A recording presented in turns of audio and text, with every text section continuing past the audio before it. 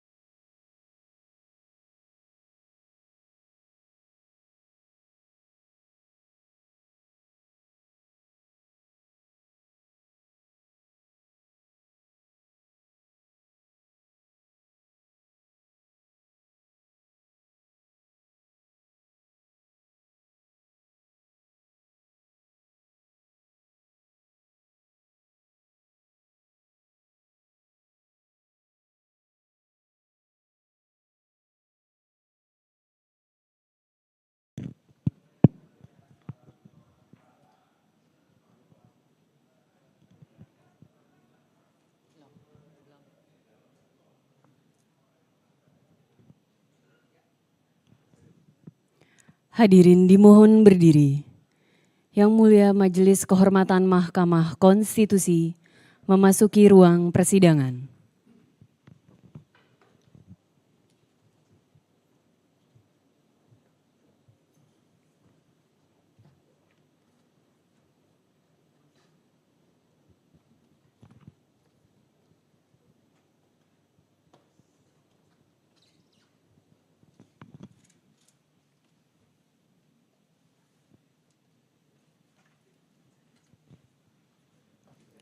Hadirin disilahkan duduk kembali.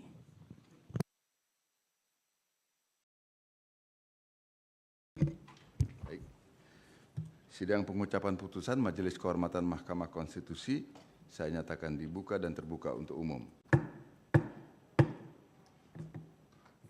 Selamat pagi, saudara-saudara semua. Hari ini kita akan mengucapkan putusan dari Majelis Kehormatan yang diajukan oleh beberapa pelapor dalam kesempatan ini. Tapi sebelum kami mengucapkan putusan ini, saya akan minta kepada saudara-saudara karena ini juga disiarkan sidang terbuka untuk umum dan kemudian juga disiarkan kalau tidak salah melalui medianya Mahkamah Konstitusi, live streaming. Saya minta kepada saudara-saudara siapa yang hadir, para pelapor ini. Mulai dari sebelah kiri saya, silakan. Ya. Selamat pagi Yang Mulia, saya Andi Rahadian, co-founder dari Lembaga Sahabat Konstitusi atau Amicus Constituere. Saya ada pelapor nomor 2 yang sudah menyampaikan laporan bagi terlapor Hakim Konstitusi Saldi Isra atas dugaan keterlibatan atau afiliasi kepada salah satu partai politik peserta pemilu 2024 dan juga pelanggaran kode etik hakim terkait pelanggaran Sabta Karsa Utama dalam hubungannya dengan putusan nomor 90 tahun lalu, Yang Mulia. Kurang lebih begitu. Baik, terima kasih. Selanjutnya. Selamat pagi Yang Mulia dan rekan-rekan sekalian. Nama saya Harjo Winoto, mitra pendiri firma hukum Ranoto dan rekan. Pihak kami melaporkan 2 butir hal, yaitu satu tentang kewenangan dari MK-MK ad hoc dan kedua Prof. Anwar Usman dan Prof. Arief Hidayat Prof. Anwar Usman dalam kapasitasnya sebagai Ketua Mahkamah Konstitusi pada saat proses dan pembacaan putusan 90 dan Prof. Arief Hidayat terkait dengan afiliasi politiknya dengan suatu partai politik. Terima kasih. Baik, terima kasih. Selanjutnya, silakan. Baik, izin Yang Mulia. Perkenalkan, kami dari Aliansi Pemuda Berkeadilan. Saya Andi, rekan saya Andu Sultan Abdillah, dan rekan saya yang samping Andika Ujiantara. Kami di sini dengan pelaporan terhadap hakim terlapor Prof. Arief Hidayat tentang penerimaan atau menerimanya jabatan Ketua Umum PAGMNI. Sekian Yang Mulia. Baik, silakan selanjutnya di sebelah kanan saya. Ya, baik, terima kasih Yang Mulia Ketua Majelis. Perkenalkan, di sini kami mewakili dari rekan kami mahasiswa Alfon Pratama Sitorus yang memberikan kuasa kepada Eliadi Hulu dan saya sendiri Didi Rizaldi Arwin Gomo dari Nenggolan Gomo and Partners Law Office. Kami melaporkan tindakan etik dari Yang Mulia Profesor Dr. Haji Anwar Usman terkait keterangannya pasca putusan MK-MK itu di mana beliau memberikan keterangan pers yang menurut kami melanggar Sabta Karsa Utama dari Mahkamah Konstitusi. Terima kasih Yang Mulia. Baik, siapa lagi? Silakan, teruskan. Baik, terima kasih Yang Mulia. Saya Ziko Leonard Jagardosi Manjuntak, selaku pelapor nomor 1. Saya melaporkan Bapak Anwar Usman atas dugaan laporan pelanggaran etik karena tidak bisa menerima putusan MK-MK dengan cara menggugat yang ke petun dan konferensi pers beliau. Terima kasih Yang Mulia. Baik, terima kasih. Semua sudah memperkenalkan diri dan sudah direkod.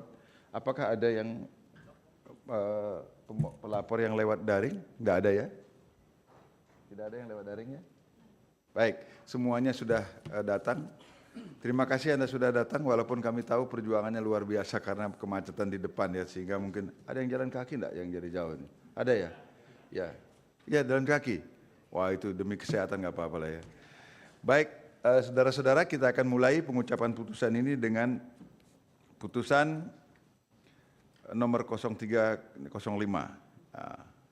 Saya akan mulai bacakan. Majelis Kehormatan Mahkamah Konstitusi putusan nomor 03-L-03-2024 dan nomor 05-MKMK-L-03-2024. Demi kehormatan, keluhuran martabat, serta perilaku Hakim Konstitusi yang berdasarkan ketuhanan Yang Maha Esa, Majelis Kehormatan Mahkamah Konstitusi, Majelis Kehormatan yang dibentuk berdasarkan keputusan Ketua Mahkamah Konstitusi nomor 1 tahun 2024 tentang pembentukan dan keanggotaan Majelis Kehormatan Mahkamah Konstitusi bertanggal 2 Januari 2024 telah memeriksa, mengadili, dan memutus laporan dugaan pelanggaran kode etik dan perilaku Hakim Konstitusi dengan uraian sebagai berikut. 1. Identitas pelapor.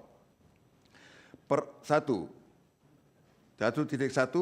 Perorangan yang tergabung dalam Aliansi Pemuda Berkeadilan, nama Andika Ujiantara, selanjutnya dianggap dibacakan. 2. Nama Andu Sutan Abdillah Harahap, selanjutnya dianggap dibacakan. 3.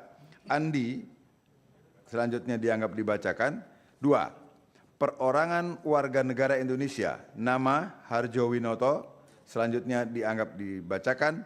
Untuk selanjutnya disebut para pelapor. Mengajukan laporan terhadap identitas terlapor, nama Arif Hidayat, tempat tanggal lahir Semarang 3 Februari 1956, jabatan Hakim Konstitusi, alamat Gedung Mahkamah Konstitusi, Jalan Medan Merdeka Barat 6, Jakarta Pusat 10110, selanjutnya disebut Hakim terlapor. Majelis Kehormatan telah membaca laporan para pelapor, mendengar keterangan para pelapor, memeriksa bukti-bukti para pelapor dan hakim terlapor, mendengarkan keterangan pembelaan hakim terlapor, duduk perkara, dan seterusnya dianggap dibacakan.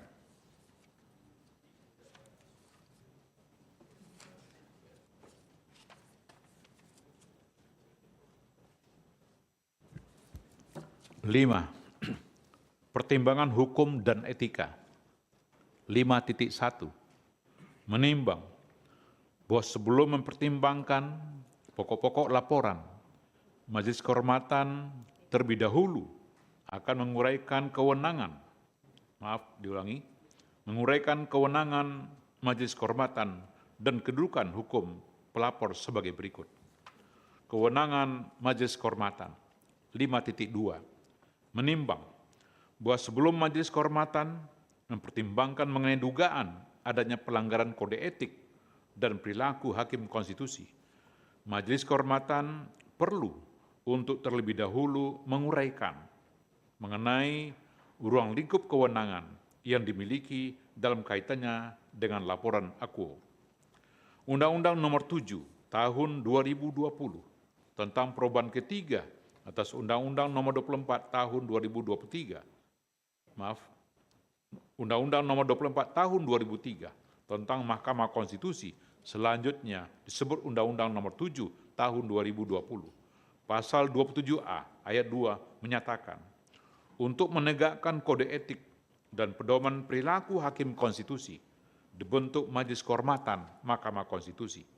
Kemudian Undang-Undang Nomor 48 Tahun 2009 tentang kekuasaan kehakiman atau Undang-Undang 48 Tahun 2009, khususnya pada pasal 44 ayat 1 dan ayat 2 menyatakan, ayat 1, pengawasan Hakim Konstitusi dilakukan oleh Majelis Kehormatan Hakim Konstitusi. Ayat 2, pengawasan sebagaimana dimaksud pada ayat 1 diatur dengan undang-undang.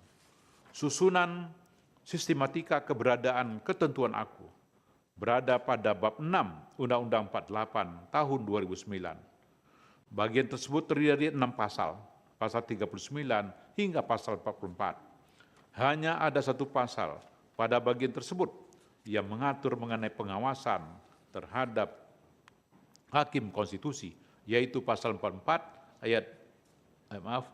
pasal 44 Undang-Undang 48 tahun 2009. Sementara selebihnya adalah pengaturan mengenai pengawasan di lingkungan Mahkamah Agung. Hal ini menunjukkan bahwa pengawasan terhadap hakim konstitusi hanya dapat dilakukan oleh sebuah lembaga, yaitu Majelis Kehormatan Mahkamah Konstitusi. Pengaturan lebih lanjut mengenai pelaksanaan fungsi pengawasan terhadap hakim konstitusi diatur dalam Undang-Undang 7 tahun 2020.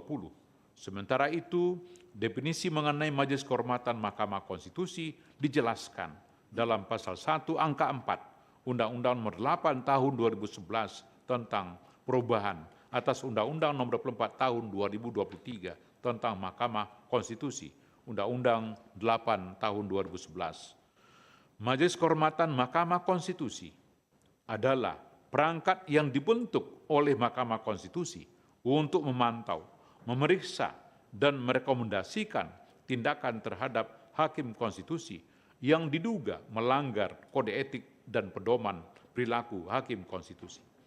Dengan demikian, fungsi pengawasan terhadap hakim konstitusi sebagaimana diatur dalam Undang-Undang 48 tahun 2009 diuraikan pada Undang-Undang 8 2011 dan Undang-Undang 7 tahun 2020 serta Peraturan Mahkamah Konstitusi atau PMK nomor 1 tahun 2023 berupa kegiatan pemantauan, pemeriksaan, dan pemberian rekomendasi mengenai bentuk tindakan yang harus dilakukan terhadap hakim konstitusi yang melakukan pelanggaran kode etik. Majelis Kehormatan dalam menjalankan kewenangannya didasarkan pada dua hal, yaitu laporan dan atau kedua temuan VD pasal 11 PMK nomor 1 tahun 2023 yang disebut dengan laporan adalah surat laporan dugaan yang diajukan oleh pelapor kepada Majelis Kehormatan mengenai dugaan pelanggaran kode etik dan pedoman perilaku hakim konstitusi yang dilakukan oleh hakim terlapor. VD pasal 12 ayat 1 PMK 1 tahun 2023. Sementara yang disebut temuan adalah dugaan adanya pelanggaran terhadap ketentuan kode etik dan pedoman perilaku hakim konstitusi yang diperoleh melalui pemberitaan media massa, baik cetak maupun elektronik dan atau dari masyarakat luas. VD pasal 13 ayat 1 PMK 1 tahun 2023. Menimbang bahwa laporan akuo adalah laporan tentang dugaan pelanggaran kode etik dan perilaku yang dilakukan oleh hakim terlapor, dan setelah Majelis Kehormatan membaca secara seksama laporan akuo, sebagaimana diuraikan pada bagian duduk perkara serta informasi media dalam putusan ini, Majelis Kehormatan berkesimpulan bahwa Majelis Kehormatan berwenang untuk memeriksa dan memutus dugaan pelanggaran kode etik dan perilaku hakim konstitusi yang diduga dilakukan oleh hakim terlapor, sebagaimana diuraikan dalam laporan akuo. Kedudukan hukum pelapor 5.3 menimbang bahwa berdasarkan pasal 1 angka 8 junto pasal 15 ayat 1 PMK 1 tahun 2023 yang dapat mengajukan laporan adalah perseorangan, kelompok orang, lembaga atau organisasi yang punya kepentingan langsung dengan substansi yang dilaporkan. Majelis Kehormatan berpendapat bahwa kepentingan langsung yang dimaksud dalam ayat pasal 1 angka 8 junto pasal 15 PMK pasal 15 ayat 1 PMK nomor 1 tahun 2003 adalah kepentingan yang langsung terganggu dan atau tercederai oleh pelanggaran terhadap kode etik dan perilaku hakim konstitusi yang diduga dilakukan oleh hakim konstitusi. Kepentingan dimaksud adalah kepentingan untuk menjaga atau memelihara kepercayaan publik terhadap Mahkamah Konstitusi dalam melaksanakan kewenangan konstitusionalnya secara efektif. Kepentingan demikian ada atau dimiliki oleh setiap pihak yang dalam kehidupan ketatanegaraan terpengaruh oleh pelaksanaan kewenangan-kewenangan konstitusional Mahkamah Konstitusi, antara lain warga negara Indonesia, baik perseorangan maupun kelompok lembaga atau organisasi. Bahwa pelapor dengan registrasi nomor 03 MKMK L /03 tahun 2024 merupakan perseorangan warga negara Indonesia yang tergabung dalam Aliansi Pemuda Berkeadilan yang berprofesi sebagai advokat. Sedangkan pelapor dengan registrasi nomor 5 MKMK L /03 2024 Harjo Winoto adalah perseorangan warga negara Indonesia yang berprofesi sebagai advokat. Oleh karena itu, para pelapor memiliki kedudukan hukum untuk mengajukan laporan akuo. 5.4. Menimbang bahwa oleh karena Majelis Kehormatan berwenang untuk memeriksa dan memutus laporan akuo, dan para pelapor memiliki kedudukan hukum untuk mengajukan laporan, selanjutnya Majelis Kehormatan akan mempertimbangkan pokok laporan para pelapor. Pertimbangan Majelis Kehormatan dalam pokok laporan. 5.5. Menimbang bahwa setelah memeriksa secara seksama laporan dan keterangan para pelapor, serta alat bukti sebagaimana telah diuraikan pada bagian duduk perkara. Terdapat dua hal yang oleh Majelis Kehormatan dipandang relevan untuk dipertimbangkan, yaitu 1. Apakah benar terdapat pelanggaran kode etik dan perilaku hakim konstitusi atau sabta karsa utama yang dilakukan oleh hakim terlapor dalam penyampaian pendapat berbeda, dissenting opinion, pada putusan Mahkamah Konstitusi nomor 90/PUU/21/2023. Dan kedua, apakah benar jabatan hakim terlapor sebagai Ketua Umum Persatuan Alumni Gerakan Mahasiswa Nasional Indonesia atau Ketua Umum PAGMNI merupakan pelanggaran kode etik dan perilaku hakim konstitusi atau sabta karsa utama yang dilakukan oleh hakim terlapor berkenaan dengan status hakim terlapor sebagai Ketua Umum PAGMI. 5.6. Menimbang bahwa sebelum Majelis Kehormatan mempertimbangkan lebih lanjut berkenaan dengan dalil-dalil para pelapor, penting bagi Majelis Kehormatan untuk mempertimbangkan sebagai berikut. 5.6.1. Bahwa oleh karena pentingnya keberadaan kode etik dan perilaku konstitusi atau sabta karsa utama, sebagaimana halnya dengan kode etik dan perilaku hakim pada umumnya yang berlaku secara universal, maka sebelum mempertimbangkan kedua hal sebagaimana diuraikan pada paragraf dalam kurung 5.5 di atas, Majelis Kehormatan memandang perlu untuk menjelaskan relevansi bahkan keniscayaan dari keberadaannya dalam kaitan dengan keberadaan kode etik dan perilaku hakim konstitusi. 5.6.2. Bahwa keberadaan kode etik dan perilaku hakim konstitusi, sabta karsa utama, tidak dapat dilepaskan, bahkan merupakan syarat yang tidak dapat ditiadakan, conditio sine qua non, dari amanat yang sekaligus kebutuhan konstitusional untuk menghadirkan sosok-sosok pengemban jabatan hakim konstitusi yang dalam arti dipersyaratkan harus melekat integritas, kepribadian jujur, tidak tercela, negarawan yang menguasai konstitusi dan ketatanegaraan, serta tidak merangkap sebagai pejabat negara, sebagaimana secara eksplisit disuratkan dalam pasal 24C ayat 5 Undang-Undang Dasar 1945.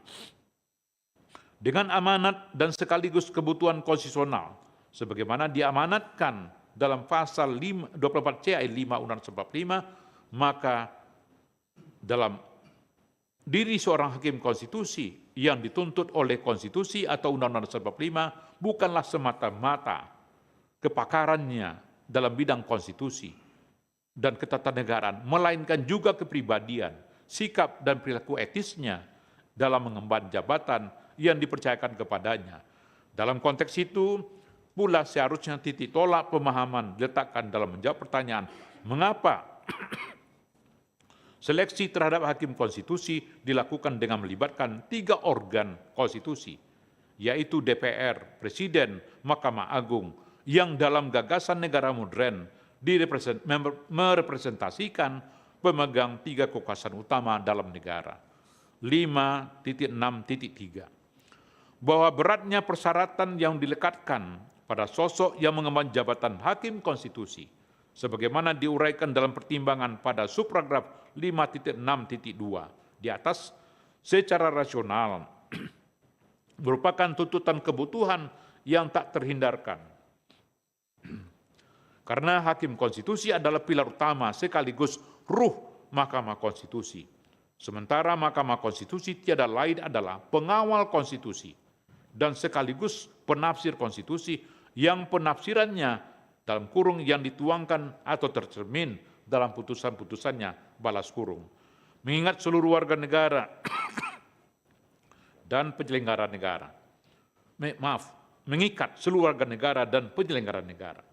Sebagai pengawal penafsir konstitusi dalam kurung Undang-Undang 45, Mahkamah Konstitusi diberikan kewenangan untuk mengadili dan memutus pada tingkat pertama dan terakhir yang putusannya bersifat final, menguji undang-undang terhadap undang-undang dasar, memutus sengketa kewenangan lembaga negara yang kewenangannya diberikan oleh undang-undang dasar, memutus pembubaran partai politik, serta memutus perselisihan tentang hasil pemilihan umum pasal 24C ayat 1 Undang-Undang Dasar 1945. Selain itu, Mahkamah Konstitusi juga dikatakan wajib memberi putusan atas pendapat DPR mengenai dugaan pelanggaran oleh Presiden dan atau Wakil Presiden menurut Undang-Undang Dasar dalam kurung pasal 24C ayat 2 Undang-Undang Dasar 1945. Fungsi pengawal dan menafsirkan konstitusi itu hanya akan berjalan dengan baik manakala Mahkamah Konstitusi mendapat kepercayaan penuh rakyat.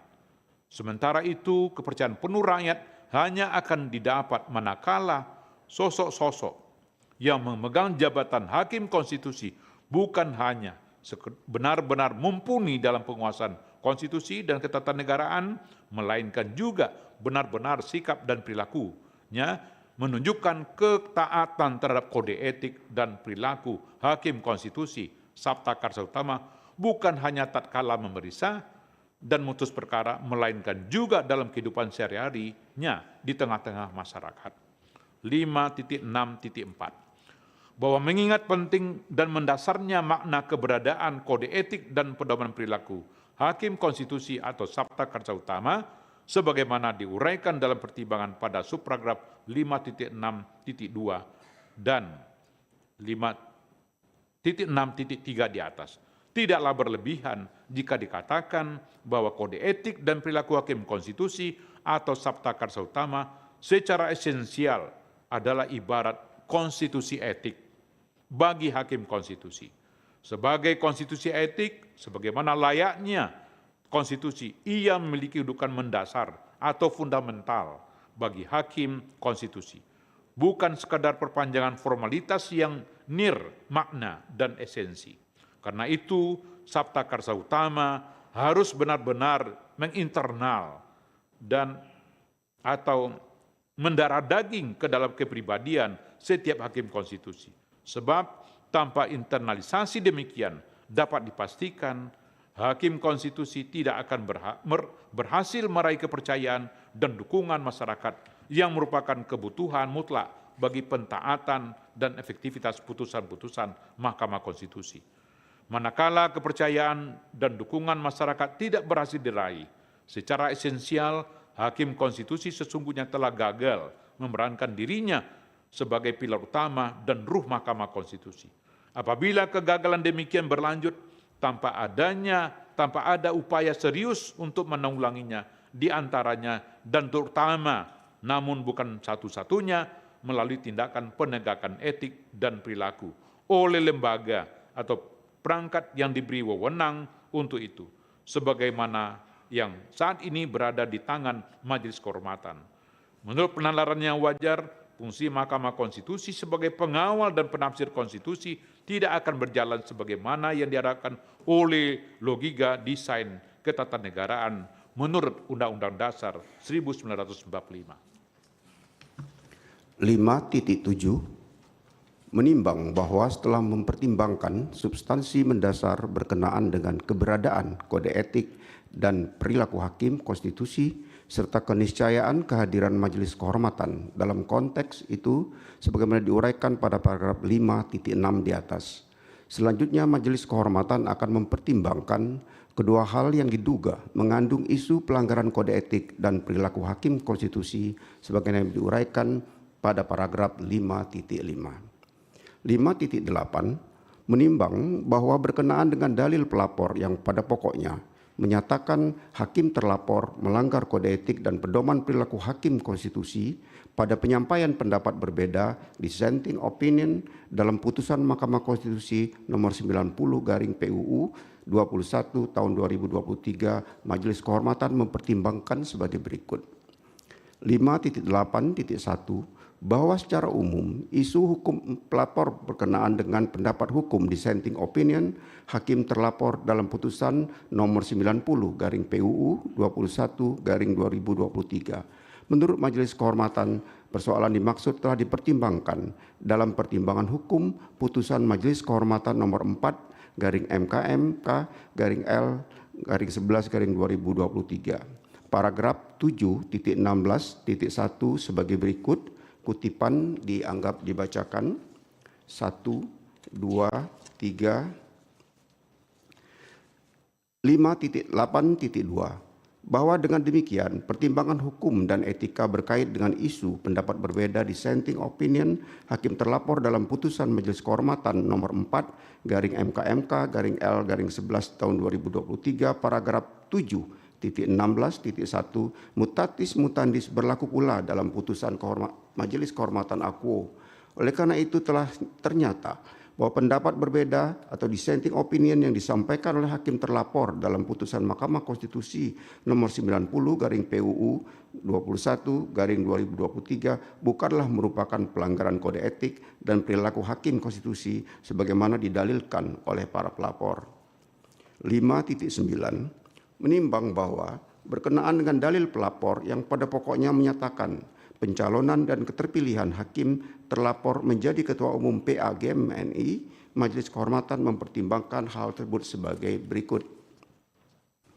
5.9.1 bahwa Pasal 4 Anggaran Dasar dan Anggaran Rumah Tangga PA-GMNI menyatakan PA-GMNI berdasarkan Pancasila sebagaimana termaktub dalam pembukaan Undang-Undang Dasar Negara Republik Indonesia tahun 1945 yang sesuai dengan jiwa dan semangat lahirnya pada tanggal 1 Juni 1945. Kemudian berdasarkan Pasal 7 Anggaran Dasar dan Anggaran Rumah Tangga PA-GMNI yang memuat sifat dan watak organisasi PA-GMNI menyatakan PA-GMNI bersifat kekeluargaan, gotong royong, intelektual, independen, dan terbuka. Vide bukti T3 ADART PA-GMNI dengan merujuk Pasal 4 dan Pasal 7 ADART PA-GMNI telah ternyata bahwa PA-GMNI bukanlah organisasi yang berafiliasi pada suatu partai politik tertentu sebagaimana didalilkan pelapor karena dengan sifat keanggotaannya yang terbuka berdasarkan penalaran yang wajar dapat dipahami bahwa setiap warga negara tidak terhalang haknya untuk menjadi anggota PA-GMNI sepanjang memenuhi syarat sebab anggota PA-GMNI sangat divergen dan beragam yang berasal dari berbagai latar belakang profesi. Lagi pula, PA-GMNI bukanlah suatu organisasi terlarang yang kegiatan maupun aktivitasnya bertentangan dengan Pancasila dan Undang-Undang Dasar 1945. 5.9.2 bahwa berkenaan dengan dalil pelapor perihal dugaan hakim terlapor melanggar kode etik karena dicalonkan bahkan terpilih menjadi Ketua Umum PA-GMNI menurut Majelis Kehormatan pada saat akan mencalonkan diri dalam kontestasi pemilihan Ketua Umum PA-GMNI, hakim terlapor telah beritikad baik untuk meminta izin terlebih dahulu kepada Dewan Etik dan oleh Dewan Etik telah dijawab melalui surat nomor 9-DEH-02-5-2021 vide bukti T2 atau surat jawaban dari Dewan Etik yang pada pokoknya menyatakan bahwa Dewan Etik memperkenankan hakim terlapor untuk dicalonkan sebagai Ketua Umum PA-GMNI Dengan demikian, secara implisit, Dewan Etik dengan sendirinya telah mempertimbangkan proses pencalonan hakim terlapor sebagai Ketua Umum PA GMNI dari perspektif Sabta Karsa Utama. Penting untuk ditegaskan bahwa Dewan Etik adalah perangkat yang memiliki fungsi identik dengan Majelis Kehormatan sebagai penjaga dan penegak kehormatan, keluhuran, martabat, serta kode etik dan perilaku hakim konstitusi. Hal itu dapat dilihat dari pasal 1 angka 2 Peraturan Mahkamah Konstitusi nomor 2 tahun 2013 tentang Dewan Etik Hakim Konstitusi yang menyatakan Dewan Etik adalah perangkat yang dibentuk oleh Mahkamah Konstitusi untuk menjaga kehormatan, keluhuran, martabat, dan perilaku hakim konstitusi, serta kode etik dan pedoman perilaku hakim konstitusi atau Sabta Karsa Utama. Oleh karena itu, dalil pelapor yang seakan-akan meragukan ketepatan izin yang diberikan oleh Dewan Etik sehingga dapat ditafsirkan bahwa secara implisit pelapor menghendaki agar Majelis Kehormatan menilai izin yang diberikan oleh Dewan Etik kepada hakim terlapor adalah tidak dapat dibenarkan karena Majelis Kehormatan bukanlah majelis banding terhadap Dewan Etik. 3. Bahwa dalam persidangan Majelis Kehormatan juga terungkap fakta sebagaimana diterangkan oleh hakim terlapor bahwa dalam praktek pernah terjadi di mana hakim konstitusi yang bahkan sedang menjabat sebagai ketua Mahkamah Konstitusi yaitu Profesor Dr. Muhammad Mahfud MD SHSU pernah menjabat sebagai koordinator presidium Korps Alumni Himpunan Mahasiswa Islam HMI periode 2012-2017 VD MKRI ID.php page halaman 8076 bertanggal 26 Maret 2021. Oleh karena itu, seorang hakim konstitusi yang menjabat sebagai ketua atau pimpinan organisasi kemasyarakatan tidak serta-merta dapat dikatakan melanggar kode etik dan perilaku hakim konstitusi. Hal demikian harus dinilai secara kasuistis yang senantiasa dikaitkan dengan situasi faktual yang terjadi dalam masyarakat. Artinya, penerapan prinsip Sabta Karsa Utama harus mempertimbangkan perubahan sosial yang menuntut dilakukannya perubahan cara pandang dalam menilai perilaku pejabat publik pada umumnya dan hakim konstitusi pada khususnya. 5.9.4 bahwa selanjutnya berkenaan dengan dalil pelapor perihal hakim terlapor saat terpilih menjadi Ketua Umum PA GMNI dilantik oleh Megawati Soekarno Putri sehingga terkesan terdapat afiliasi antara PA GMNI dengan PDI Perjuangan. Hakim terlapor membenarkan peristiwa tersebut dalam persidangan Majelis Kehormatan. Namun hakim terlapor menerangkan bahwa Megawati Soekarno Putri pada saat melantik Ketua Umum PA GMNI dimaksud adalah dalam kapasitas sebagai Ketua Dewan Pembina PA GMNI. Selain itu, hakim terlapor juga menerangkan bahwa PA GMNI tersebar di berbagai organisasi politik. Terhadap keterangan hakim terlapor tersebut, Majelis Kehormatan berpendapat bahwa sepanjang tidak terdapat bukti-bukti yang menunjukkan sebaliknya, tidak cukup alasan untuk menyatakan telah terjadi pelanggaran terhadap Sabta Karsa Utama. Semata-mata karena seorang hakim konstitusi menjabat sebagai ketua atau pimpinan organisasi kemasyarakatan dan pada saat pelantikannya dilakukan oleh seorang tokoh politik yang secara kebetulan adalah juga ketua umum suatu partai politik atau organisasi politik. Dengan demikian, bahwa dalil pelapor yang mengaitkan perihal status hakim terlapor sebagai Ketua Umum PA GMNI dan pelantikannya yang dilakukan oleh Megawati Soekarno Putri seolah-olah terdapat afiliasi hakim terlapor dengan PDI Perjuangan, sehingga menurut pelapor merupakan pelanggaran terhadap prinsip integritas serta prinsip kepantasan dan kesopanan dalam Sabta Karsa Utama adalah tidak beralasan menurut hukum. Dengan kata lain, kedudukan hakim terlapor sebagai Ketua Umum PA GMNI bukanlah merupakan pelanggaran kode etik dan perilaku hakim konstitusi sebagaimana yang didalilkan oleh pelapor. 5.10 menimbang terhadap hal-hal lain dan selebihnya terutama dalil-dalil yang secara eksplisit meminta Majelis Kehormatan mengoreksi putusan-putusan Majelis Kehormatan sebelumnya sehingga Majelis Kehormatan saat ini seakan-akan diminta untuk menjadi majelis banding terhadap putusan-putusan Majelis Kehormatan tersebut tidak dipertimbangkan lebih lanjut karena selain tidak ada relevansinya menurut Majelis Kehormatan saat ini tidak memiliki kewenangan demikian. Baik, saya lanjutkan. Sebelum masuk ke kesimpulan, saya ada koreksi sedikit pada poin 5.10. Menimbang terhadap hal-hal lain dan selebihnya, terutama dalil-dalil yang secara implisit meminta Majelis Kehormatan mengoreksi putusan Dewan Etik, sehingga Majelis Kehormatan saat ini seakan-akan diminta untuk menjadi majelis banding terhadap putusan Dewan Etik, tidak dipertimbangkan lebih lanjut karena selain tidak ada relevansinya, Majelis Kehormatan saat ini tidak memiliki kewenangan demikian. Kesimpulan, menimbang bahwa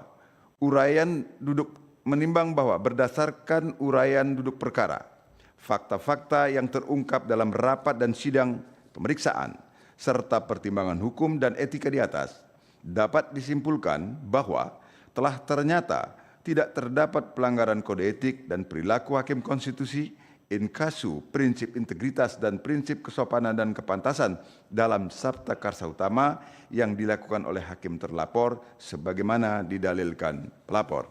Amar putusan. Mengingat Undang-Undang Nomor 24 Tahun 2003 tentang Mahkamah Konstitusi yang telah diubah terakhir dengan Undang-Undang Nomor 7 Tahun 2020 tentang perubahan ketiga atas Undang-Undang Nomor 24 Tahun 2003 tentang Mahkamah Konstitusi dan Peraturan Mahkamah Konstitusi Nomor 1 Tahun 2003 tentang Majelis Kehormatan Mahkamah Konstitusi memutuskan menyatakan 1. Hakim terlapor tidak terbukti melakukan pelanggaran terhadap kode etik dan perilaku hakim konstitusi sepanjang terkait dengan penyampaian pendapat berbeda atau dissenting opinion dari hakim terlapor dalam putusan Mahkamah Konstitusi nomor 90 /PUU 2020 angka Romawi 2021 tahun 2023. 2. Hakim terlapor tidak terbukti melakukan pelanggaran terhadap kode etik dan perilaku hakim konstitusi sepanjang berkait dengan kedudukan hakim terlapor sebagai Ketua Umum Persatuan Alumni Gerakan Mahasiswa Nasional Indonesia. Demikian diputus dalam rapat Majelis Kehormatan oleh 3 anggota Majelis Kehormatan, yaitu Idewa Gede Palguna sebagai Ketua Merangkap Anggota, Ridwan Mansur sebagai Sekretaris Merangkap Anggota, dan Yuliandri sebagai anggota pada hari Selasa, tanggal 19 bulan Maret tahun 2024 dan hari Selasa, tanggal 26 bulan Maret tahun 2024 dan diucapkan dalam sidang pleno Majelis Kehormatan Mahkamah Konstitusi yang terbuka untuk umum pada hari Kamis, tanggal 28 bulan Maret tahun 2024 selesai diucapkan pukul 9:52 menit 42 detik oleh 3 anggota Majelis Kehormatan Mahkamah Konstitusi, yaitu Idewa Gede Palguna sebagai Ketua Merangkap Anggota, Ridwan Mansur sebagai Sekretaris Merangkap Anggota, dan Yuliandri sebagai anggota.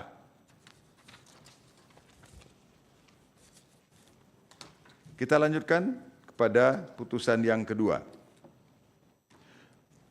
Majelis Kehormatan Mahkamah Konstitusi, putusan nomor 04-MKMK-L-03-2024 demi kehormatan, keluhuran martabat, serta perilaku hakim konstitusi berdasarkan ketuhanan yang Maha Esa, Majelis Kehormatan Mahkamah Konstitusi atau Majelis Kehormatan yang dibentuk berdasarkan keputusan Ketua Mahkamah Konstitusi nomor 1 tahun 2024 tentang pembentukan dan keanggotaan Majelis Kehormatan Mahkamah Konstitusi bertanggal 2 Januari 2024 telah memeriksa, mengadili dan memutus laporan dugaan pelanggaran kode etik dan perilaku hakim konstitusi dengan uraian sebagai berikut.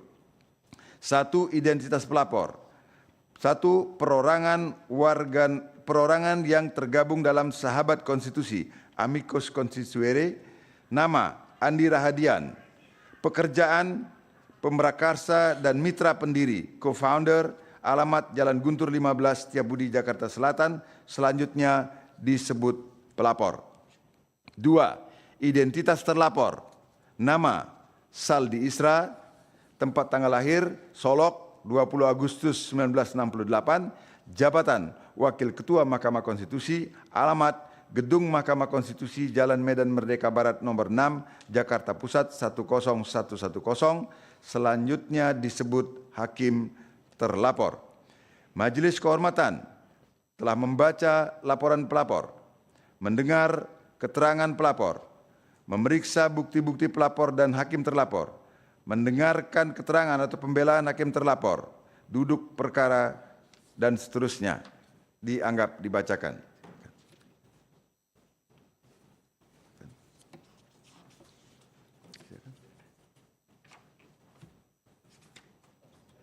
Ya.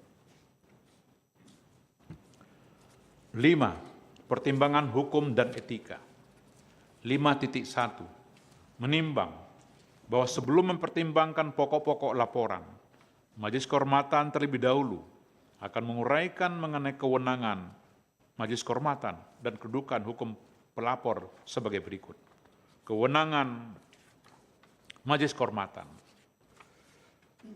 menimbang bahwa sebelum Majelis Kehormatan mempertimbangkan mengenai dugaan adanya pelanggaran kode etik dan perilaku hakim konstitusi, Majelis Kehormatan perlu untuk terlebih dahulu menguraikan mengenai ruang lingkup kewenangan yang dimiliki dalam kaitannya dengan laporan akuo.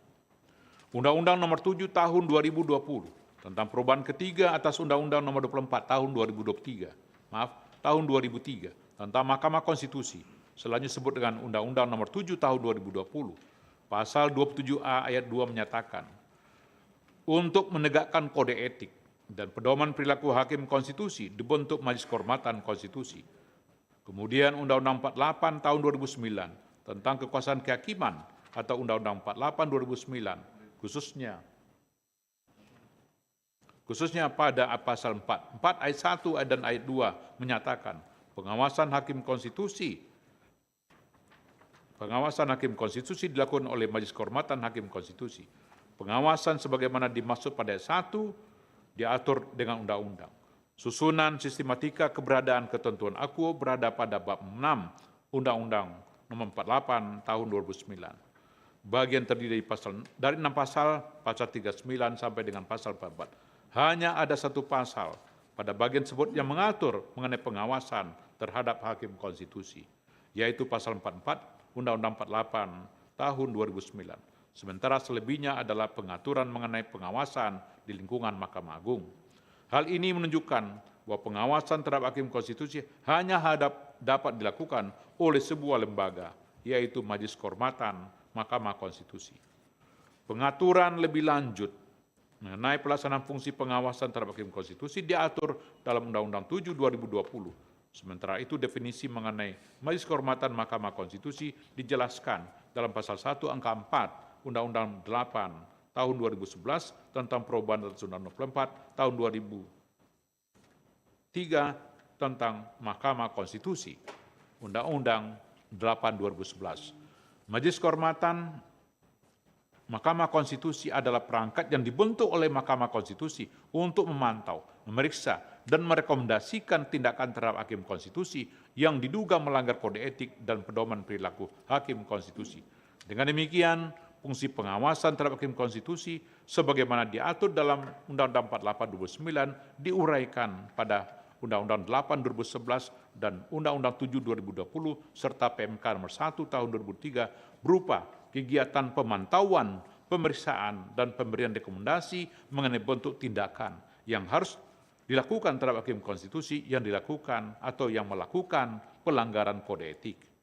Majelis Kehormatan dalam menjalankan kewenangannya didasarkan pada dua hal, yaitu laporan dan atau temuan VD pasal 11 PMK 1 2023. Yang disebut laporan adalah surat laporan dugaan yang dilakukan oleh pelapor kepada Majelis Kehormatan mengenai dugaan pelanggaran kode etik dan pedoman perilaku hakim konstitusi yang dilakukan oleh hakim terlapor, PD pasal 12 ayat 1 PMK 1 2003. Sementara yang disebut temuan adalah dugaan adanya pelanggaran terhadap ketentuan kode etik dan pedoman perilaku hakim konstitusi yang diperoleh melalui pemberitaan media massa, baik cetak maupun elektronik dan atau masyarakat luas, PD pasal 13 ayat 1 PMK 1 2023.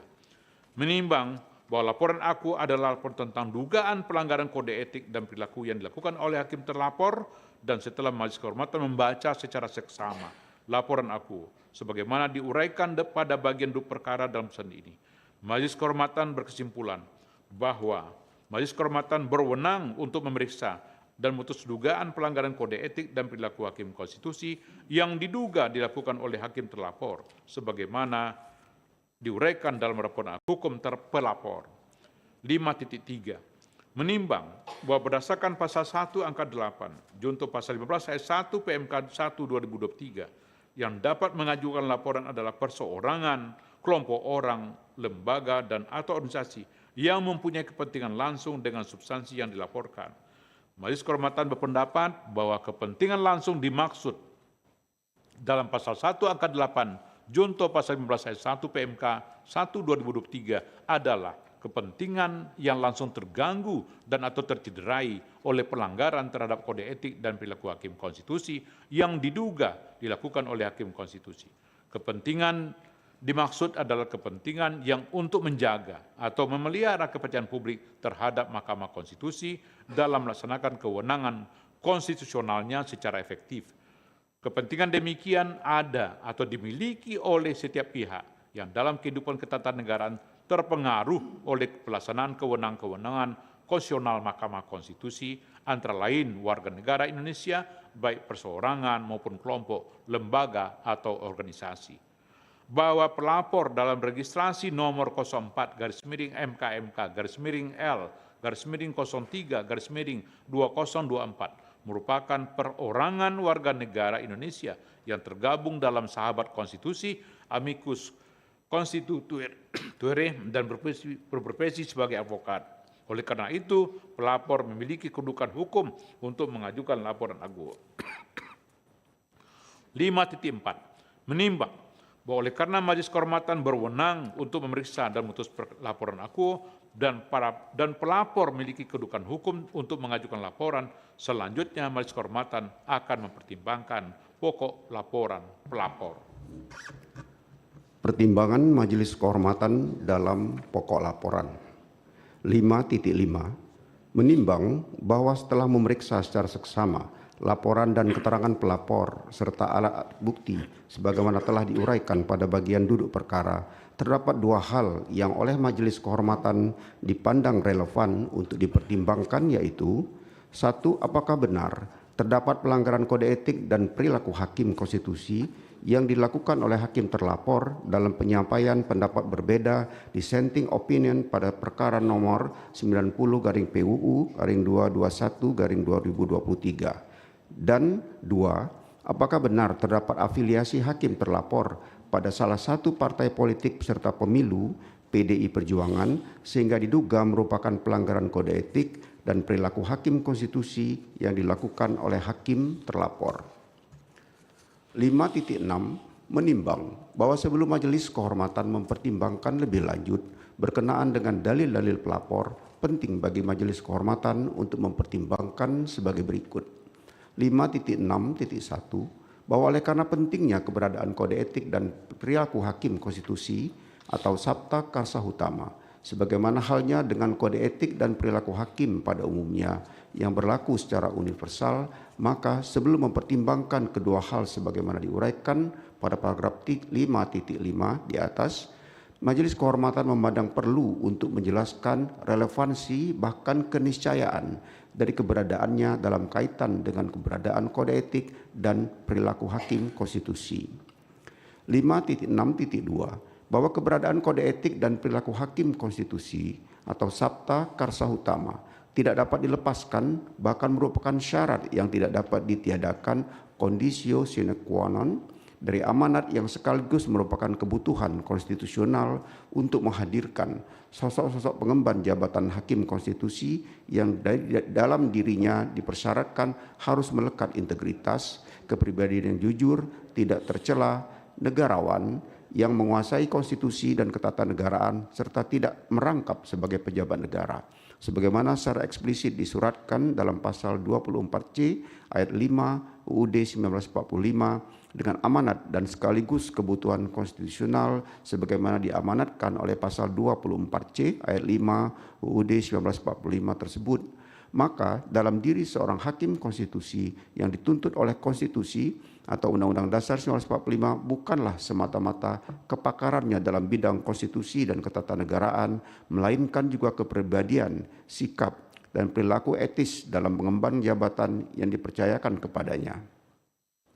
Dalam konteks itu pula, seharusnya titik tolak pemahaman diletakkan dalam menjawab pertanyaan mengapa seleksi terhadap hakim konstitusi dilakukan dengan melibatkan 3 organ konstitusi, yaitu DPR, Presiden, dan Mahkamah Agung, yang dalam gagasan negara modern merepresentasikan pemegang 3 kekuasaan utama dalam negara. 5.6.3 bahwa beratnya persyaratan dilekatkan pada sosok pengemban jabatan hakim konstitusi sebagaimana diuraikan dalam pertimbangan pada subparagraf 5.6.2 di atas secara rasional merupakan tuntutan kebutuhan yang tak terhindarkan karena hakim konstitusi adalah pilar utama sekaligus ruh Mahkamah Konstitusi. Sementara Mahkamah Konstitusi tiada lain adalah pengawal konstitusi dan sekaligus penafsir konstitusi yang penafsirannya dalam kurung dituangkan atau tercemin dalam putusan-putusannya, mengikat seluruh warga negara dan penyelenggara negara. Sebagai pengawal dan penafsir konstitusi, Undang-Undang Dasar 1945, Mahkamah Konstitusi diberi kewenangan besar untuk mengadili dan memutus pada tingkat pertama dan terakhir yang putusannya bersifat final menguji undang-undang terhadap undang-undang dasar, memutus sengketa kewenangan lembaga negara yang kewenangannya diberikan oleh undang-undang dasar, memutus pembubaran partai politik, serta memutus perselisihan tentang hasil pemilihan umum pasal 24C ayat 1 UUD 1945. Selain itu, Mahkamah Konstitusi juga diwajibkan memberikan putusan atas pendapat DPR mengenai dugaan pelanggaran oleh Presiden dan atau Wakil Presiden menurut Undang-Undang Dasar pasal 24C ayat 2 UUD 1945. Fungsi mengawal dan menafsirkan konstitusi itu hanya akan berjalan dengan baik manakala Mahkamah Konstitusi mendapatkan kepercayaan penuh rakyat. Sementara itu, kepercayaan penuh rakyat hanya akan didapat manakala sosok-sosok yang memegang jabatan hakim konstitusi bukan hanya benar-benar mumpuni dalam penguasaan konstitusi dan ketatanegaraan, melainkan juga benar-benar sikap dan perilakunya menunjukkan ketaatan terhadap kode etik dan perilaku hakim konstitusi atau sabta karsa utama. Bukan hanya tak kalah memeriksa dan memutus perkara, melainkan juga dalam kehidupan sehari-harinya di tengah-tengah masyarakat.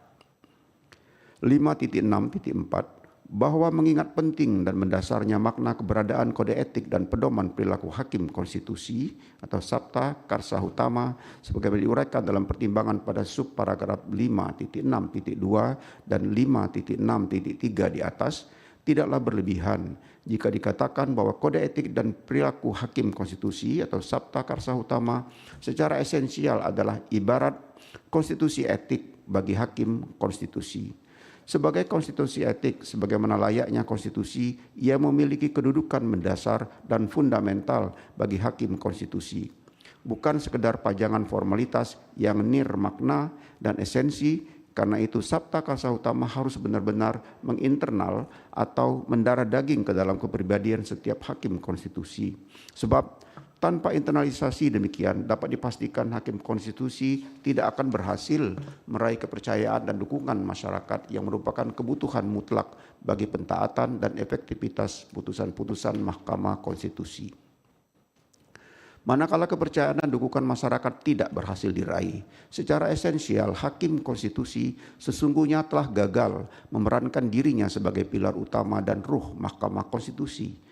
Apabila kegagalan demikian berlanjut tanpa ada upaya serius untuk menanggulanginya, di antaranya terutama namun bukan satu-satunya, melainkan tindakan penegakan etik dan perilaku oleh lembaga atau perangkat yang diberi wewenang untuk itu, sebagaimana yang saat ini berada di tangan Majelis Kehormatan. Menurut penalaran yang wajar, fungsi Mahkamah Konstitusi sebagai pengawal dan penafsir konstitusi tidak akan berjalan sebagaimana yang diharapkan oleh logika desain ketatanegaraan menurut Undang-Undang Dasar 1945. 5.7 menimbang bahwa setelah mempertimbangkan substansi mendasar berkenaan dengan keberadaan kode etik dan perilaku hakim konstitusi serta keniscayaan kehadiran Majelis Kehormatan dalam konteks itu sebagaimana diuraikan pada paragraf 5.6 di atas. Selanjutnya Majelis Kehormatan akan mempertimbangkan kedua hal yang diduga mengandung isu pelanggaran kode etik dan perilaku hakim konstitusi sebagaimana diuraikan pada paragraf 5.5. 5.8 menimbang bahwa berkenaan dengan dalil pelapor yang pada pokoknya mendalilkan terdapat pelanggaran kode etik dan perilaku hakim konstitusi yang dilakukan oleh hakim terlapor dalam penyampaian pendapat berbeda dissenting opinion pada perkara nomor 90/PUU 221/2023. Majelis Kehormatan mempertimbangkan sebagai berikut. 5.8.1 bahwa isu hukum dari laporan pelapor berkenaan dengan pendapat hukum atau dissenting opinion hakim terlapor dalam putusan nomor 90/PUU/221/2023 yang diduga melanggar kode etik dan perilaku hakim konstitusi. Persoalan dimaksud telah cukup dipertimbangkan dalam pertimbangan hukum Majelis Kehormatan nomor 3/MKMK/L/11/2023 paragraf 7.16.1 sebagai berikut, dianggap dibacakan 1, 2, 3. Berdasarkan pada temuan fakta dan hukum sebagaimana diuraikan di atas, menurut Majelis Kehormatan, hakim terlapor Saldi Irsyah tidak dikatakan melanggar kode etik yang disebabkan materi muatan terpendapat berbeda atau dissenting opinion dalam putusan nomor 90/PUU 221/2023. Meskipun ada ruang pada bagian awal pembukaan pendapat berbeda atau dissenting opinion yang mengungkap sisi emosional seorang hakim, namun hal itu tidak dapat dikatakan sebagai pelanggaran kode etik, sebab sebagaimana diuraikan dalam pertimbangan hukum di atas, bagian pendapat berbeda, dissenting opinion hakim konstitusi merupakan satu kesatuan yang utuh yang tak dapat dipisahkan dari putusan nomor 90/PUU 221/2023. Oleh karena itu, terhadap pendapat berbeda atau dissenting opinion berlaku azas res judicat pro paritabe habetur, artinya putusan hakim harus dianggap benar. Terlebih jika dicermati dalam dokumen pendapat berbeda hakim terlapor Saldi Irsyah, pada pokoknya terdapat dua isu yang dibahas, yakni terkait dengan isu pengambilan keputusan yang erat kaitannya dengan hukum acara dan isu substansi perkara itu sendiri. Memang seyogyanya pendapat berbeda membahas kontra argumentasi hukum dan substansi perkara yang termuat pada bagian pertimbangan hukum putusan, sehingga terlihat jelas perbedaan ide gagasan dipersoalkan. Namun jika hakim ingin membahas dari sudut pandang berbeda yang tidak terkait dengan pokok perkara seperti membahas dari perspektif prosedural yang berkaitan dengan hukum acara, hal itu pun tidak bermasalah. Sebab pada hakikatnya pendapat berbeda atau dissenting opinion seorang hakim merupakan wujud independensi persoalan personal dan bagian dari kemerdekaan kekuasaan kehakiman. Dengan demikian, dalil para pelapor terkait isu ini tidak beralasan menurut hukum dan harus dikesampingkan. 5.8.2 bahwa dengan demikian pertimbangan hukum dan etika berkaitan dengan isu pendapat berbeda atau dissenting opinion hakim terlapor dalam putusan Majelis Kehormatan nomor 3/MKMK/L/11/2023 paragraf 7.16.1 mutatis mutandis berlaku pula dalam putusan Majelis Kehormatan Aku, yang dengan demikian berarti telah ternyata bahwa pendapat berbeda atau dissenting opinion yang disampaikan oleh hakim terlapor dalam putusan Mahkamah Konstitusi nomor 90/PUU/221/2023 bukanlah merupakan pelanggaran kode etik dan perilaku hakim konstitusi sebagaimana didalilkan oleh pelapor. 5.9 menimbang bahwa berkenaan dengan dalil pelapor yang pada pokoknya menyatakan terdapat afiliasi hakim terlapor pada salah satu partai politik peserta pemilu dalam kurung PDI Perjuangan sehingga diduga merupakan pelanggaran kode etik dan perilaku hakim konstitusi yang dilakukan oleh hakim terlapor, Majelis Kehormatan mempertimbangkan sebagai berikut. 5.9.1 setelah Majelis Kehormatan membaca dan memeriksa secara seksama permohonan pelapor beserta bukti-bukti yang diajukan oleh pelapor, Majelis Kehormatan menilai bahwa dalil pelapor tersebut tidaklah memiliki dasar yang kuat karena dalil pelapor hanya didasarkan pemberitaan media online yang memberitakan kemungkinan hakim terlapor sebagai calon wakil presiden mendampingi calon presiden Ganjar Pranowo. Dalam hal ini pelapor hanya mengutip pemberitaan yang memuat pernyataan Ketua DPP PDI Perjuangan Provinsi Sumatera Barat yang menyebut hakim terlapor sebagai salah satu putra daerah yang patut dipertimbangkan. Video media online news.com, pemilu, _ID, Puan Saldi Isra hingga Menteri-Menteri Basuki didorong PDIP sumber jadi Wapres. Di luar bukti pemberitaan media online tersebut, pelapor sama sekali tidak menyertakan bukti lain untuk lebih menguatkan dalilnya. Terlebih, hakim terlapor dalam keterangannya yang disampaikan dalam persidangan Majelis Kehormatan membantah adanya komunikasi atau kesepakatan dengan PDI Perjuangan terkait wacana pencalonannya sebagai calon wakil presiden. Hakim terlapor menegaskan bahwa tidak pernah ada pertemuan atau pembicaraan yang membahas hal tersebut. Hakim terlapor menegaskan bahwa selama menjadi hakim konstitusi, dirinya berusaha untuk menghindari hal-hal yang dapat menimbulkan penafsiran atau dugaan bahwa hakim terlapor mengejar popularitas. Hal tersebut diantaranya dicontohkan oleh penolakan hakim terlapor yang dinominasikan sebagai penerima penghargaan Tokoh Minang Nasional Penegak Konstitusi Berintegritas dalam acara peringatan Hari Ulang Tahun ke-17 Padang TV. 5.9.2 bahwa dengan demikian dalil-dalil yang diajukan oleh pelapor tidak cukup kuat untuk membuktikan afiliasi hakim terlapor dengan PDI Perjuangan terkait isu pencalonan hakim terlapor sebagai wakil presiden. Selain itu, keterangan dari hakim terlapor yang membantah dalil pelapor tersebut menjadi pertimbangan penting dalam menilai kebenaran dalil pelapor akuo, sehingga Majelis Kehormatan tidak menemukan cukup bukti untuk menyatakan adanya pelanggaran kode etik dan perilaku hakim konstitusi sebagaimana yang didalilkan oleh pelapor.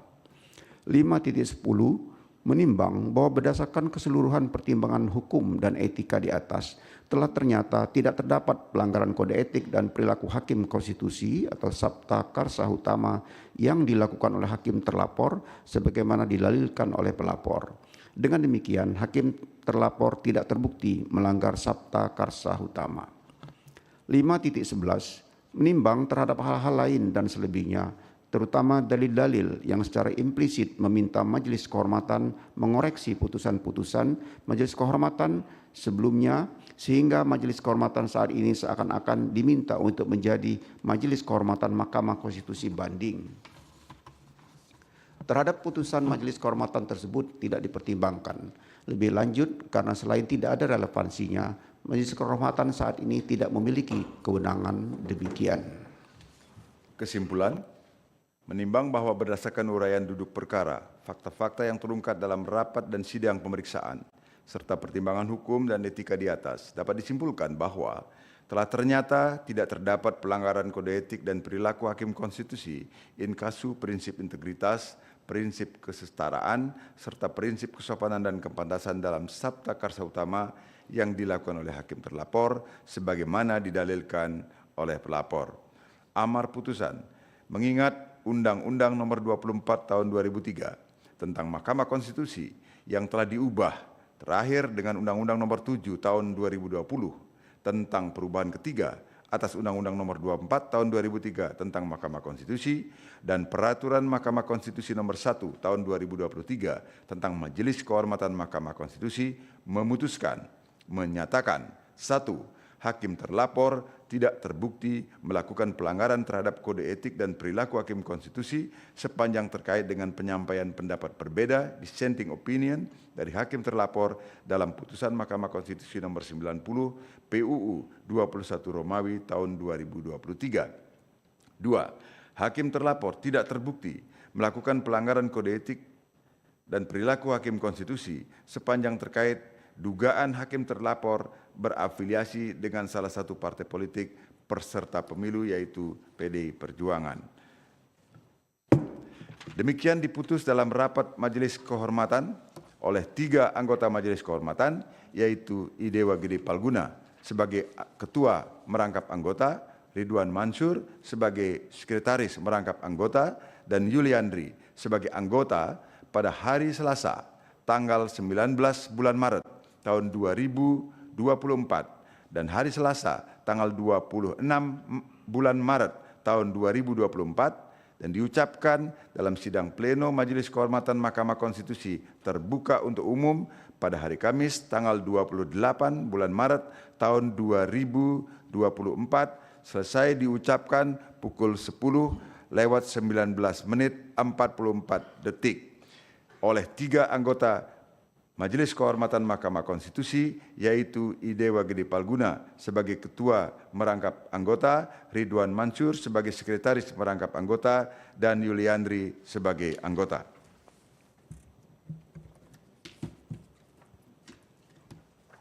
Yang terakhir, Majelis Kehormatan Mahkamah Konstitusi, putusan nomor 01-MKMK-L-03-2024, nomor 02-MKMK-L-03-2024, nomor 05-MKMK-L-03-2024, demi kehormatan, keluhuran martabat, serta perilaku Hakim Konstitusi berdasarkan ketuhanan yang Maha Esa, Majelis Kehormatan Mahkamah Konstitusi, Majelis Kehormatan yang dibentuk berdasarkan keputusan Ketua Mahkamah Konstitusi nomor 1 tahun 2024 tentang pembentukan dan keanggotaan Majelis Kehormatan Mahkamah Konstitusi 2024 tanggal 2 Januari 2024 telah memeriksa, mengadili dan memutus laporan dugaan pelanggaran kode etik dan perilaku Hakim Konstitusi dengan uraian sebagai berikut. 1. Identitas pelapor. 1.1. Perorangan warga negara Indonesia. Nama Ziko Leonardo Jagardo Simanjuntak, sarjana hukum, pekerjaan advokat. Alamat Jalan Aris Asri 4 Romawi E 16/3 Meruya Utara, Kembangan, Jakarta. 1.2. Perorangan warga negara Indonesia. Nama Alfon Pratama Sitorus, pekerjaan mahasiswa. Alamat Gria Bukit Jaya, Blok T 14/14 RT 010/024 Gunung Putri. Nama Junaidi Malau, pekerjaan mahasiswa. Alamat Telaga Pesona, Blok N4 nomor 1 RT 011/017 Telaga Murni, Cikarang Barat. Dalam hal ini, para pelapor menunjuk kuasa hukum Dedi Rizaldi Aswin Gomo, sarjana hukum, dan Elia Dihulu, sarjana hukum magister hukum, yang memilih domisili hukum di Jalan Mampang Perapatan 11 nomor 19E Jakarta Selatan, DKI Jakarta, berdasarkan surat kuasa khusus bertanggal 16 November 2023. 1.3. Perorangan warga negara Indonesia. Nama Harjo Winoto, pekerjaan advokat. Alamat Revenue Tower 19th floor Sudirman Central Business District or SCBD, District 8, Jakarta, Indonesia. Selanjutnya disebut para pelapor. Mengajukan laporan terhadap 2. Identitas terlapor. Nama Anwar Usman, tempat tanggal lahir Bima 31 Desember 1956, jabatan Hakim Konstitusi, alamat Gedung Mahkamah Konstitusi, Jalan Medan Merdeka Barat nomor 6 Jakarta Pusat 10110, selanjutnya disebut Hakim terlapor. Majelis Kehormatan telah membaca laporan para pelapor, mendengar keterangan para pelapor, memeriksa bukti-bukti para pelapor dan hakim terlapor, mendengarkan keterangan atau pembelaan hakim terlapor, duduk perkara, dan seterusnya dianggap dibacakan.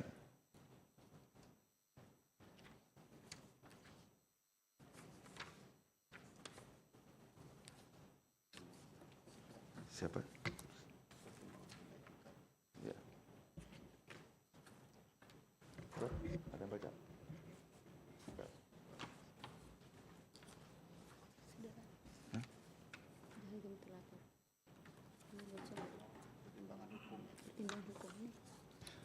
Baik, saya lanjutkan. Pertimbangan hukum dan etika. Menimbang bahwa sebelum mempertimbangkan pokok-pokok laporan, Majelis Kehormatan terlebih dahulu akan menguraikan mengenai kewenangan Majelis Kehormatan dan kedudukan hukum pelapor sebagai berikut. Kewenangan Majelis Kehormatan dianggap dibacakan. Kedudukan hukum pelapor, menimbang bahwa berdasarkan pasal 1 angka 8 Jungto pasal 15 ayat 1 PMK 1/2003 dianggap dibacakan.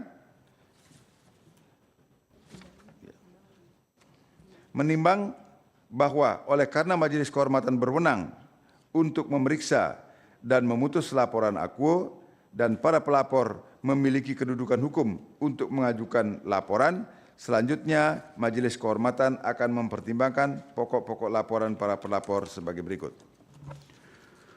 Pertimbangan Majelis Kehormatan dalam pokok laporan 5.5. Menimbang setelah memeriksa secara seksama laporan dan keterangan pelapor serta alat-alat bukti sebagaimana telah diuraikan pada bagian duduk perkara, terdapat dua hal yang pada dasarnya merupakan satu kesatuan yang tidak terpisahkan yang oleh Majelis Kehormatan dipandang relevan untuk dipertimbangkan, yaitu: 1. Apakah tindakan hakim terlapor yang menggelar konferensi pers sebagai bentuk sanggahan dan keberatan atas sanksi etik dalam putusan Majelis Kehormatan nomor 2/MK/L/2023 yang dijatuhkan kepada hakim terlapor melanggar Sabta Karsa Utama? Dan 2. Apakah gugatan hakim terlapor ke Pengadilan Tata Usaha Negara dianggap sebagai tindakan tidak menerima putusan Majelis Kehormatan nomor 02 MK/L/2023 sehingga bertentangan dengan Sabta Karsa Utama. 5.6. Menimbang bahwa sebelum Majelis Kehormatan mempertimbangkan lebih lanjut berkenaan dengan dalil-dalil pelapor, Majelis Kehormatan mempertimbangkan sebagai berikut. 5.6.1 bahwa oleh karena pentingnya keberadaan kode etik dan perilaku hakim konstitusi atau Sabta Karsa Utama sebagaimana halnya dengan kode etik dan perilaku hakim pada umumnya berlaku secara universal, maka sebelum mempertimbangkan kedua hal tersebut sebagaimana diuraikan pada prinsip paragraf 5.5 di atas, Majelis Kehormatan memandang perlu untuk menjelaskan relevansi bahkan keniscayaan dan keberadaannya dalam kaitannya dengan keberadaan kode etik dan perilaku hakim konstitusi. 5.6.2 bahwa keberadaan kode etik dan perilaku hakim konstitusi atau Sabta Karsa Utama tidak dapat dilepaskan, bahkan merupakan syarat yang tidak dapat ditiadakan, conditio sine qua non dari amanat yang sekaligus merupakan kebutuhan konstitusional untuk menghadirkan sosok-sosok pengemban jabatan hakim konstitusi yang dalam dirinya dipersyaratkan harus melekat integritas, kepribadian yang jujur, tidak tercela, negarawan yang menguasai konstitusi dan ketatanegaraan, serta tidak merangkap sebagai pejabat negara. Sebagaimana secara eksplisit disuratkan dalam pasal 24C ayat 5 Undang-Undang Dasar 1945 dengan amanat dan sekaligus kebutuhan konstitusional sebagaimana diamatkan oleh pasal 24C ayat 5 UUD 1945 tersebut, maka dalam diri seorang hakim konstitusi yang dituntut oleh konstitusi bukanlah semata-mata kepakarannya dalam bidang konstitusi dan ketatanegaraan, melainkan juga kepribadian, sikap, dan perilaku etisnya dalam mengemban jabatan yang dipercayakan kepadanya. Dalam konteks itu pula seharusnya titik tolak pemahaman diletakkan dalam menjawab pertanyaan mengapa seleksi terhadap hakim konstitusi dilakukan dengan melibatkan 3 organ konstitusi, yaitu DPR, Presiden, dan Mahkamah Agung yang dalam gagasan negara modern merepresentasikan pemegang 3 kekuasaan utama dalam negara. 5.6.3 bahwa beratnya persyaratan yang dilekatkan pada sosok yang mengemban jabatan hakim konstitusi sebagaimana diuraikan dalam pertimbangan pada subparagraf 5.6.2 di atas secara rasional merupakan tuntutan kebutuhan yang tak terhindarkan karena hakim konstitusi adalah pilar utama sekaligus ruh Mahkamah Konstitusi. Sementara Mahkamah Konstitusi tiada lain adalah pengawal konstitusi dan sekaligus penafsir konstitusi yang penafsirannya atau yang dituangkan atau tercermin dalam putusan-putusannya mengikat seluruh warga negara dan penyelenggara negara. Sebagai pengawal dan penafsir konstitusi Undang-Undang Dasar 1945, Mahkamah Konstitusi diberi kewenangan besar untuk mengadili dan memutus pada tingkat pertama dan terakhir yang putusannya bersifat final menguji undang-undang terhadap Undang-Undang Dasar, memutus sengketa kewenangan lembaga negara dan kewenangannya diberikan oleh Undang-Undang Dasar, memutus pembubaran partai politik, serta memutus perselisihan tentang hasil pemilihan umum pasal 24C ayat 1 Undang-Undang Dasar 1945. Selain itu, Mahkamah Konstitusi juga diwajibkan memberikan putusan atas pendapat DPR mengenai dugaan pelanggaran oleh Presiden dan atau Wakil Presiden menurut Undang-Undang Dasar pasal 24C ayat 2 Undang-Undang Dasar 1945. Fungsi mengawal dan menafsirkan konstitusi itu hanya akan berjalan dengan baik manakala Mahkamah Konstitusi mendapatkan kepercayaan penuh dari rakyat.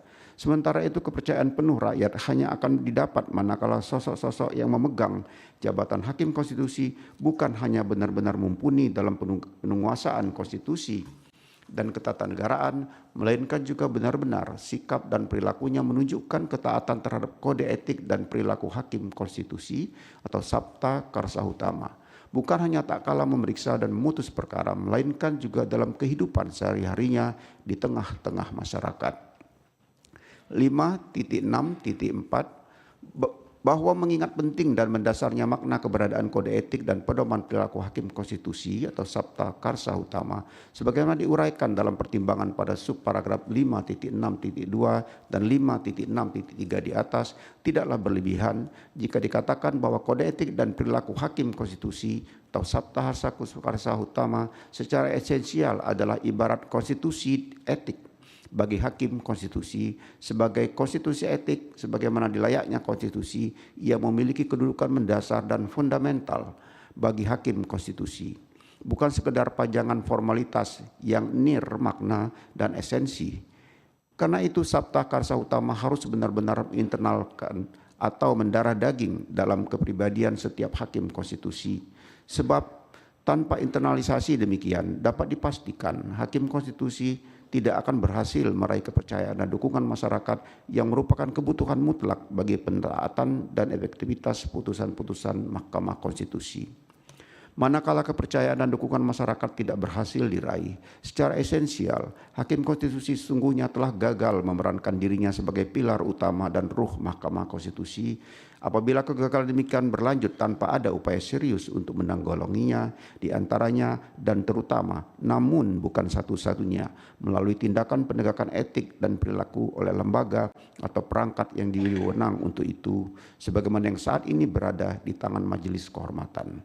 Menurut penalaran yang wajar, fungsi Mahkamah Konstitusi sebagai pengawal dan penafsir konstitusi tidak akan berjalan sebagaimana yang diharapkan oleh logika desain ketatanegaraan menurut Undang-Undang Dasar 1945. 5.7 menimbang bahwa setelah mempertimbangkan substansi mendasar berkenaan dengan keberadaan kode etik dan perilaku hakim konstitusi serta keniscayaan kehadiran Majelis Kehormatan dalam konteks itu sebagaimana diuraikan pada paragraf 5.6 di atas. Selanjutnya Majelis Kehormatan akan mempertimbangkan kedua hal yang diduga mengandung isu pelanggaran kode etik dan perilaku hakim konstitusi diuraikan pada paragraf 5.5 yang pada dasarnya merupakan satu kesatuan yang tidak terpisahkan. 5.8 menimbang bahwa para pelapor mengajukan laporan atas dugaan pelanggaran kode etik dan perilaku hakim konstitusi yang dilakukan oleh hakim terlapor berkenaan dengan tindakannya menggelar konferensi pers sebagai bentuk sanggahan dan keberatan atas sanksi etik dalam putusan Majelis Kehormatan nomor 2 MK/L/2023 yang dijatuhkan kepada hakim terlapor. Ditambah keberatan atas bentuk sanksi pelanggaran etik yang diterimanya juga mendorong hakim terlapor untuk mengajukan gugatan tata usaha negara ke Pengadilan Tata Usaha Negara Jakarta terhadap keputusan Mahkamah Konstitusi Republik Indonesia nomor 17 tahun 2023 tentang pengangkatan Ketua Mahkamah Konstitusi masa jabatan 2023-2028 bertanggal 9 November 2023. Terhadap kedua tindakan dan peristiwa yang oleh pemohon didalilkan sebagai pelanggaran kode etik dan perilaku hakim konstitusi tersebut, Majelis Kehormatan mempertimbangkan sebagai berikut. 5.8.1 bahwa Majelis Kehormatan perlu membaca kembali transkrip konferensi pers hakim terlapor serta memperhatikan dengan seksama rekaman pernyataan hakim terlapor dalam konferensi pers yang menjadi fakta atas dugaan pelanggaran kode etik dan perilaku hakim konstitusi yang dilaporkan oleh para pelapor. Majelis Kehormatan menemukan bahwa pernyataan yang disampaikan hakim terlapor, baik secara tersirat maupun tersurat, menunjukkan gelagat dan sikap bahwa hakim terlapor tidak dapat menerima putusan Majelis Kehormatan nomor 2 MK/L/2023. Pokok pernyataan yang disampaikan hakim terlapor merupakan sanggahan dan bantahan atas proses maupun isi putusan, maka Majelis Kehormatan termasuk bentuk sanksi yang dijatuhkan kepadanya. Sikap tidak dapat menerima putusan Majelis Kehormatan tersebut setidaknya tercermin dalam beberapa pernyataan yang diantaranya dianggap telah dibacakan. 1, 2, 3. Majelis Kehormatan memandang tidak perlu untuk menilai secara satu demi satu dari seluruh pernyataan yang disampaikan hakim terlapor dalam konferensi pers dimaksud, apakah mengandung unsur-unsur yang patut diduga melanggar kode etik dan perilaku hakim konstitusi sebagaimana tertuang dalam Sabta Karsa Utama, dan sebagaimana pula dijadikan dalil dugaan pelanggaran kode etik dan perilaku hakim konstitusi oleh para pelapor dalam laporannya. Hal yang menurut Majelis Kehormatan menjadi perhatian utama adalah sikap tidak dapat menerima atau legowo atas putusan Majelis Kehormatan nomor 2 /MK/L/2023 yang ditujukan oleh hakim terlapor dengan menggelar konferensi pers. Dalam konferensi pers tersebut, hakim terlapor secara terbuka menyampaikan kepada publik yang diliput oleh berbagai media, khususnya perihal keberatannya mengenai prosedur beracara, pertimbangan Majelis Kehormatan, dan sanksi. Berdasarkan substansi konferensi pers dan cara hakim terlapor menyampaikannya, tampak nyata bahwa hakim terlapor bukan hanya tidak menerima putusan Majelis Kehormatan nomor 2 /MK/L/2023, melainkan juga membuat pernyataan yang menggambarkan bahwa pembentukan Majelis Kehormatan merupakan bahagian dari skenario untuk menjatuhkan kehormatan dan martabat hakim terlapor.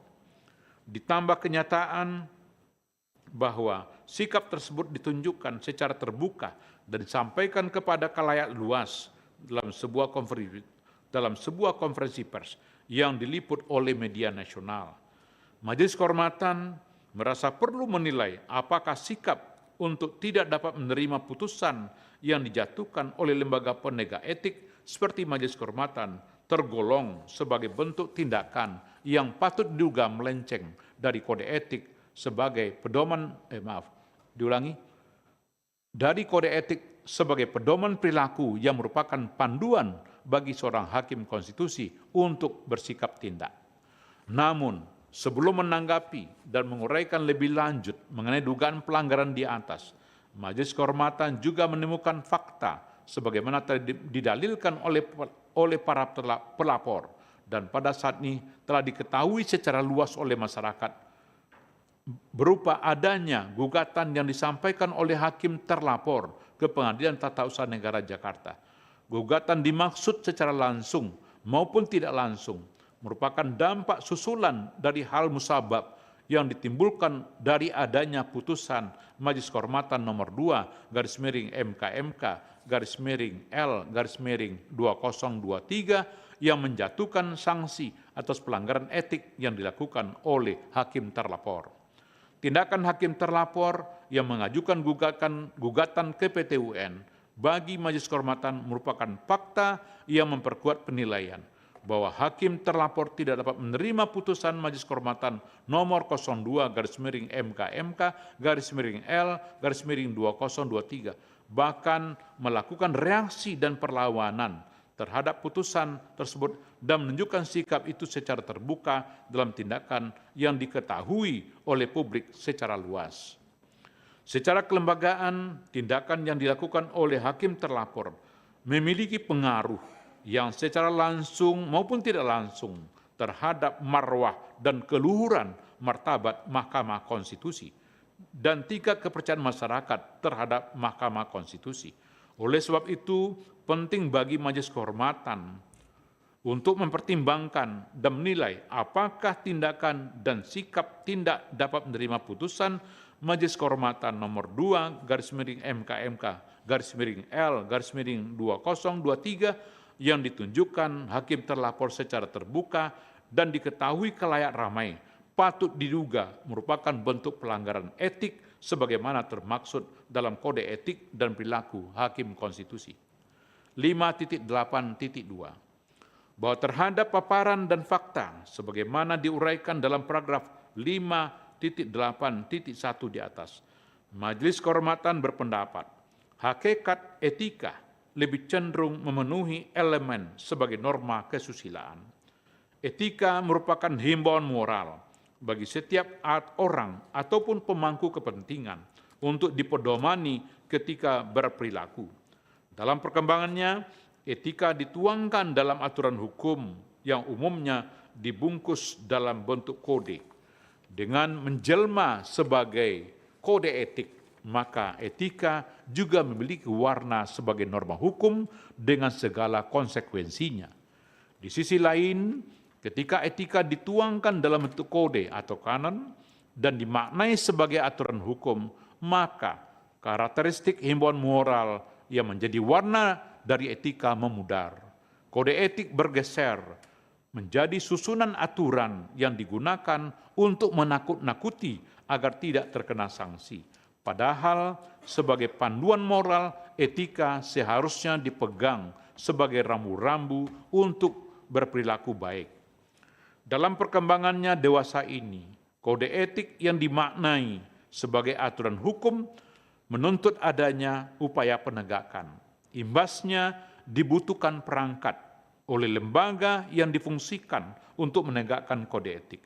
Selain itu, perangkat dan lembaga dimaksud juga dilengkapi dengan kewenangan untuk menjatuhkan sanksi agar kode etik itu ditaati dan tidak menjadikan kode etik sekedar sebagai macan kertas belaka. Namun demikian, sanksi dalam pelanggaran etik tidak boleh diartikan semata-mata dan serta-merta layaknya pemidanaan sebagai bentuk pembalasan atau retributif dan pemberi efek jera.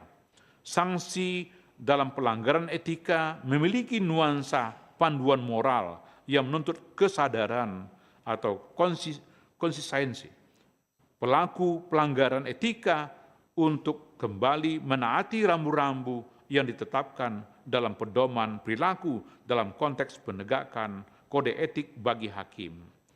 John Hastings dalam kurung 1964 pernah mewanti-wanti, telah dibacakan dan juga dianggap diterjemahkan.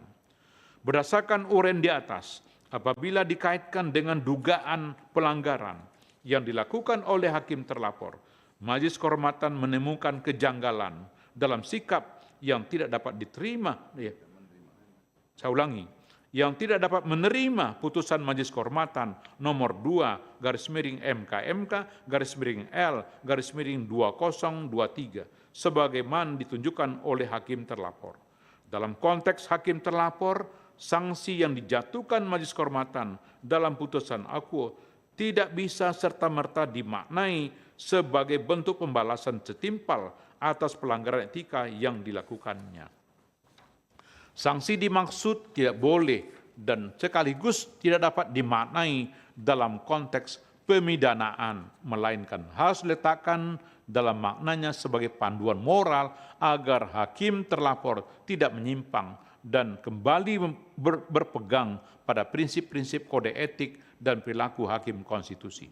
Dibutuhkan kesadaran pribadi untuk dapat meresapi makna sanksi yang dijatuhkan atas pelanggaran etika yang dilakukan hakim terlapor.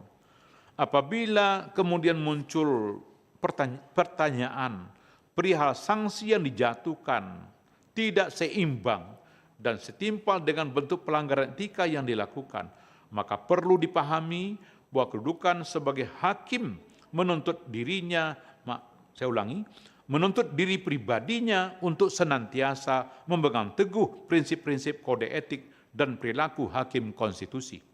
Sebab kedudukan sebagai hakim, terlebih hakim konstitusi, memaksa dirinya untuk menerapkan standar moral tertinggi, the highest moral standard, sehingga benar-benar mencerminkan harapan ideal hakim sebagai wakil Tuhan di bumi.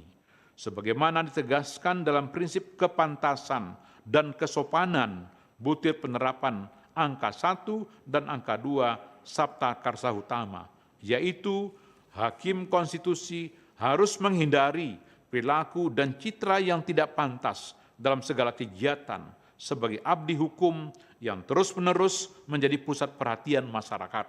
Hakim konstitusi harus menerima pembatasan-pembatasan pribadi yang mungkin dianggap membebani dan harus menerimanya dengan rela hati serta bertingkah laku sejalan dengan martabat mahkamah. Oleh karena itu, kejanggalan sikap hakim terlapor dengan menyampaikan bantahan yang menunjukkan adanya keengganan untuk mematuhi putusan Majelis Kehormatan Inkasu putusan nomor 2 MK/L/2023 dalam pandangan Majelis Kehormatan merupakan bentuk pelanggaran terhadap prinsip-prinsip kode etik dan perilaku hakim konstitusi. Dampak lain yang ditimbulkan akibat dari sikap hakim terlapor demikian adalah turunnya citra dan wibawa Mahkamah Konstitusi di mata masyarakat. Padahal sebagaimana diuraikan pada paragraf 5.5 di atas, kepercayaan dan dukungan masyarakat merupakan kebutuhan mutlak bagi penataan dan efektivitas putusan-putusan Mahkamah Konstitusi. 5.9 menimbang bahwa berdasarkan seluruh pertimbangan hukum dan etika di atas berkenaan dengan tindakan hakim terlapor yang menggelar konferensi pers berkaitan dengan putusan Majelis Kehormatan nomor 2/MKMK/L/2023 dan mengajukan gugatan ke Pengadilan Tata Usaha Negara Jakarta terhadap keputusan Mahkamah Konstitusi nomor 17 tahun 2023, padahal keputusan Mahkamah Konstitusi dimaksud adalah untuk melaksanakan putusan Majelis Kehormatan nomor 2/MKMK/L/2023.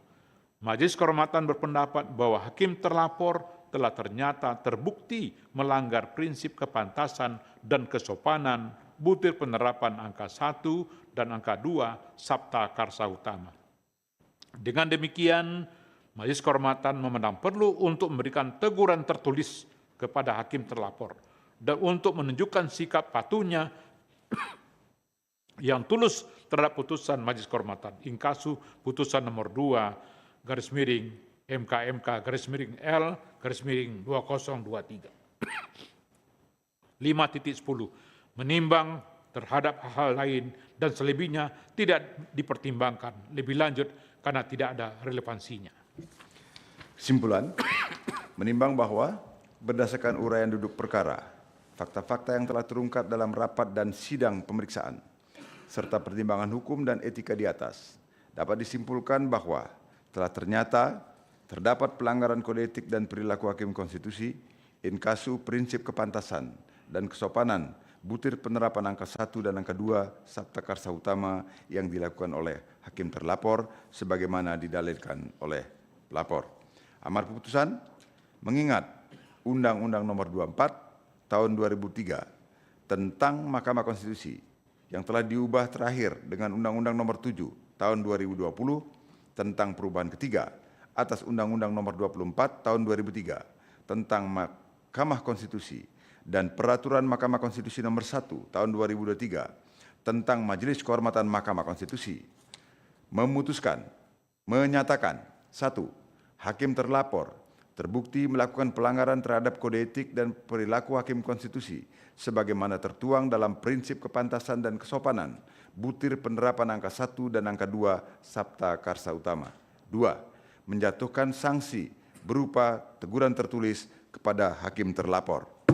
Demikian diputus dalam rapat Majelis Kehormatan oleh 3 anggota Majelis Kehormatan, yaitu Idewa Gede Palguna sebagai Ketua Merangkap Anggota, Ridwan Mansur sebagai Sekretaris Merangkap Anggota, dan Yuliandri sebagai anggota pada hari Selasa tanggal 19 bulan Maret tahun 2024 dan hari Selasa tanggal 26 bulan Maret tahun 2024 dan diucapkan dalam sidang pleno Majelis Kehormatan Mahkamah Konstitusi terbuka untuk umum pada hari Kamis tanggal 28 bulan Maret tahun 2024 selesai diucapkan pukul 10:50 dan 6 detik waktu Indonesia Barat oleh 3 anggota Majelis Kehormatan Mahkamah Konstitusi, yaitu Idewa Gede Palguna sebagai Ketua Merangkap Anggota, Ridwan Mansur sebagai Sekretaris Merangkap Anggota, dan Yuliandri sebagai anggota. Saudara-saudara, dengan demikian ketiga putusan telah diucapkan. Saya ucapkan terima kasih dan sidang Majelis Kehormatan saya nyatakan ditutup. Hadirin dimohon berdiri. Yang Mulia Majelis Kehormatan Mahkamah Konstitusi meninggalkan ruang persidangan.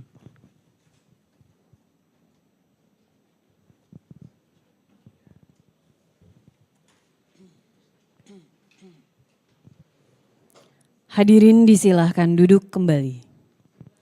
Hadirin yang kami hormati, demikianlah sidang pengucapan putusan Majelis Kehormatan Mahkamah Konstitusi untuk perkara nomor 1, 2, 3, 4, dan 5, _MKMK, _L, _3, 2024, Rabu,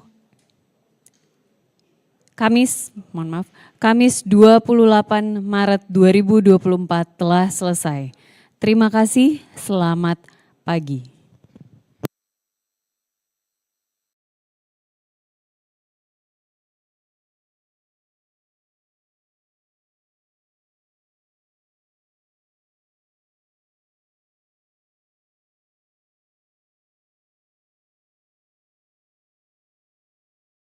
Jelajahi cara baru mendapatkan informasi. Download Metro TV Extend sekarang.